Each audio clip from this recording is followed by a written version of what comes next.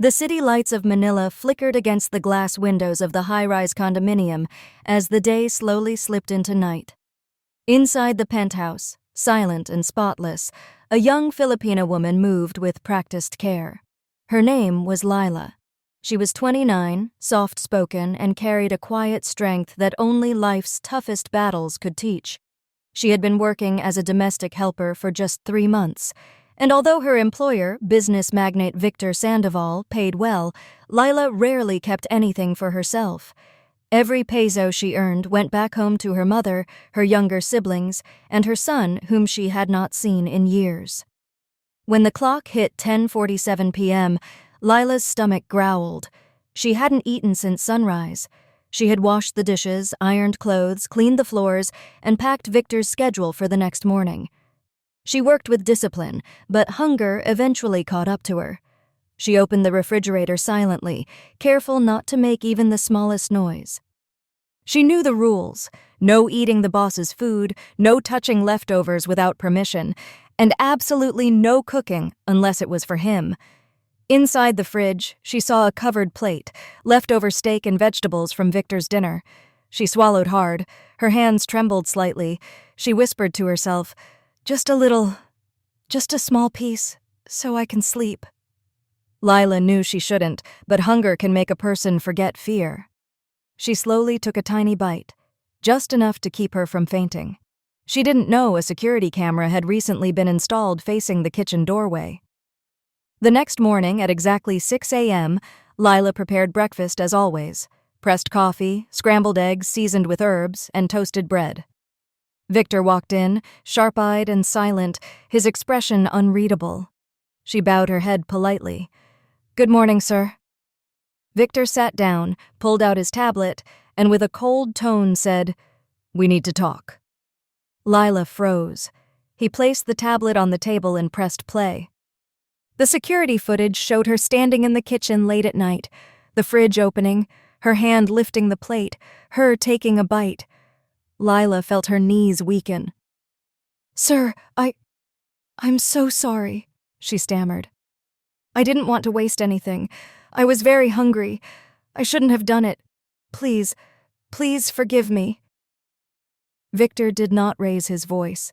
Instead, he stared at her with eyes that gave nothing away. "You violated the rules. Why didn't you ask?" Lila lowered her gaze.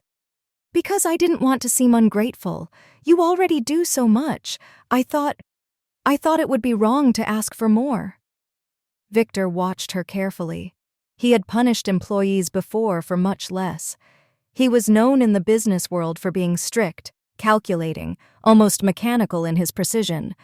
But something about the way Lila stood, shaking, ashamed, deeply human, made him hesitate. That evening, Victor called his sister Clara. "I caught the maid eating leftovers," he said flatly. "Should I fire her?" Clara sighed. "Victor, not everyone lives the way you do. Maybe she was starving. Did you ever consider that?"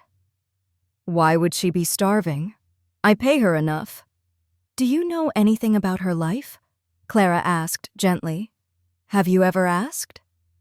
Victor stayed silent. He hated when silence proved he was wrong. The next morning, instead of scolding her, he asked Lila to sit down. She didn't understand at first. She stood awkwardly beside the chair until he said, "Sit, please." She sat. "Tell me why you didn't eat dinner yesterday," he said quietly. Lila blinked twice, confused. "Sir, I'm not allowed to eat food that is not mine." "Did you eat your food?" "I did not cook for myself. It is not permitted to use the stove for personal meals." He frowned slightly.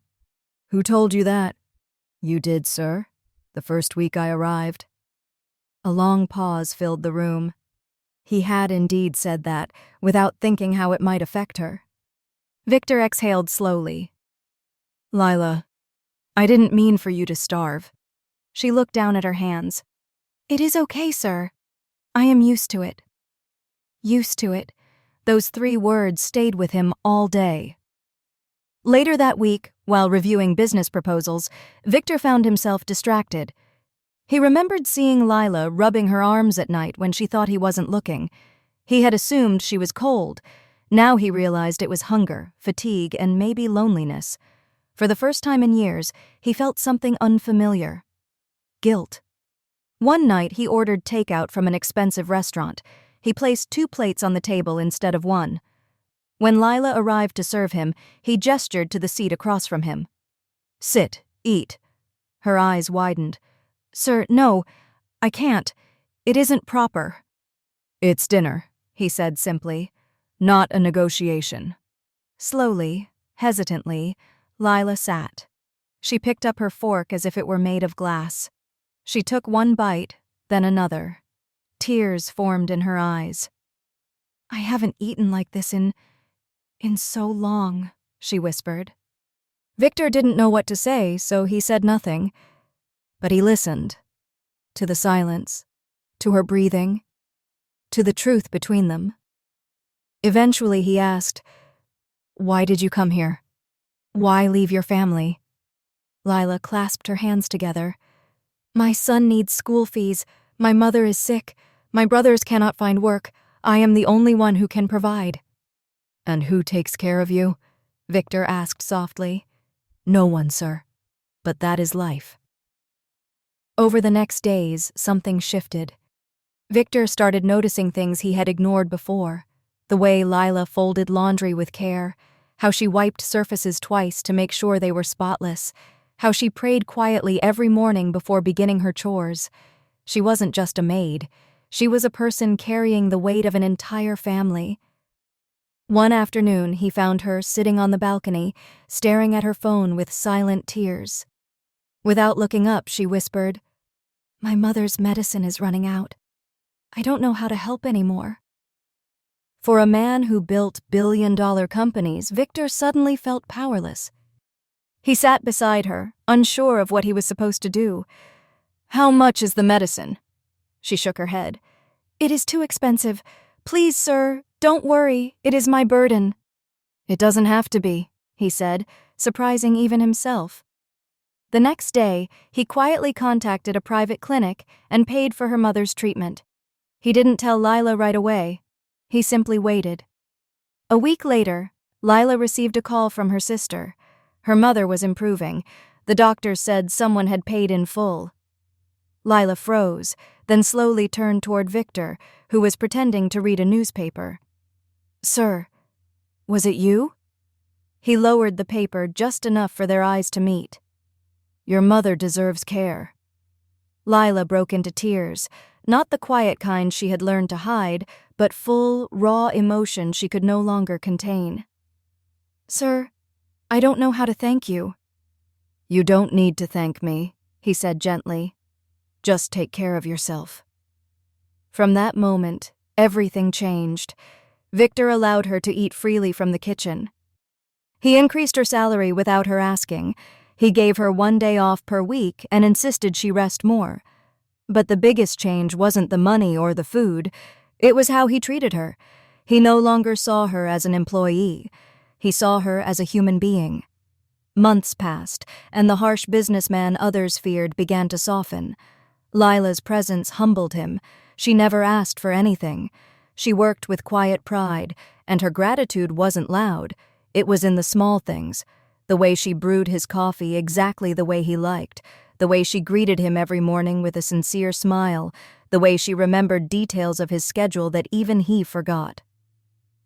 One evening, after a long day of negotiations, Victor returned home exhausted. When he walked in, he found a warm bowl of soup waiting for him, prepared by Lila. "You look tired, sir," she said softly. "You should rest." For the first time, Victor realized that someone was caring for him, not for his money, not for his status, but for him as a person. He sat down slowly. "Lila, thank you." Their worlds were different, but somehow their humanity met in the middle. As time passed, Victor began speaking to his workers differently, not with sharp orders, but with patience. He revised his company policies to ensure every domestic worker employed through his agencies had proper meals, breaks, and respectful conditions. Word spread across his staff. People said the strict billionaire had changed. Some didn't believe it. Others saw it with their own eyes. But the real truth was simple. One hungry maid had opened his heart through a single bite of leftover food. By the end of the year, Victor surprised Lila with something she never expected, a plane ticket home for a 2-month paid break. "Your son needs you," he said, "and you deserve to rest." Lila cried again, but this time with joy. "Sir, how can I repay you?" Victor shook his head. "You already have. You taught me to be human." When Lila hugged her family at the airport back in the Philippines, she realized she was no longer just surviving. She was living again. And somewhere in a penthouse far away, Victor sat alone, a changed man, staring at the empty kitchen where a simple act of hunger had reshaped 2 lives forever. Their story became a quiet reminder whispered among those who heard it. Sometimes the smallest actions, a bite of food, a moment of empathy, can change everything. And often, the people who seem to have the least teach us lessons we could never buy.